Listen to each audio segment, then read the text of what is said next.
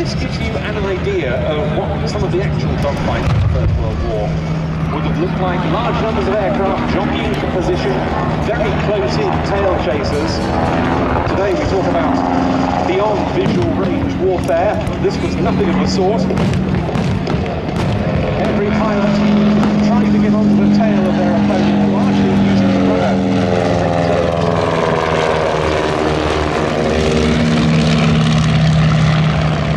Straight out in front of us, up high, the CL-1 with on its tail the Royal Aircraft Factory SE-5A. It's a small-scale replica, SE Super Scout Experimental. 21 British Royal Naval Squadrons and 2 American units through the likes of Albert Ball, Nick Manack, James McCott, and Billy Fisher. More than 5,000 SE-5s and SE-5As were built. It was a good performer at all altitudes. It was faster than its German rivals with an excellent rate of climb. It was strong, it was agile, all the characteristics you need for a great fighter.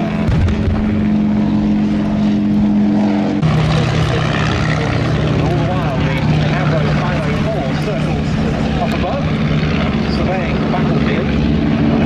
This one was inside of the Avro Company's founder, Sir Elliot Rowe. Original 504s used a variety of different engines, both radials and rotaries. This one has a modern radial engine, a Rotec R3600.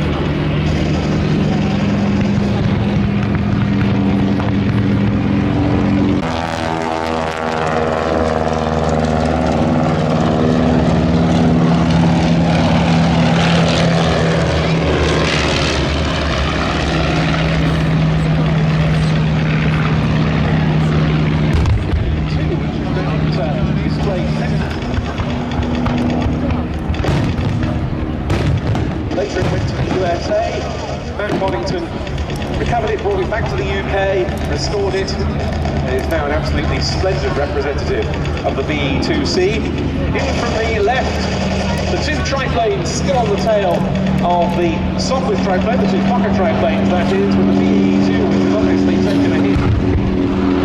Smoking round the triplane.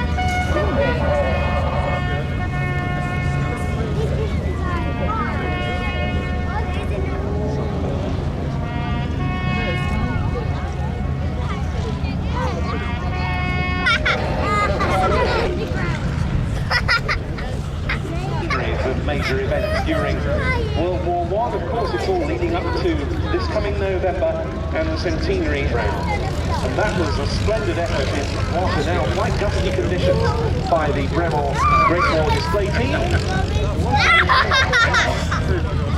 All of their aircraft now coming back into land. They'll be on the flight line tomorrow morning, but if you're here tomorrow as well. They have a display at Stowe. Of course, a very busy season for the team, not just with the centenary events surrounding the commemoration of the armistice, but also, of course, the RAF 100 commemorated up a number of months of service towards the end of World War I, until the armistice on the 11th of November. It's our Battle of Britain Air show here at IWF Duxford in September this year, the exact date for which you can find the souvenir programme. We'll be marking the RAF 100 celebration in very distinctive, impressive style indeed.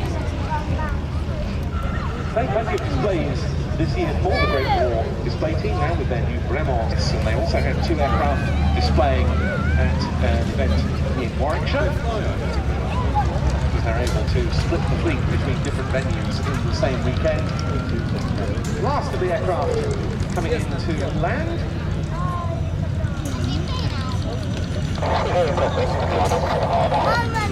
And flying today, we had Emily Collett, the team's first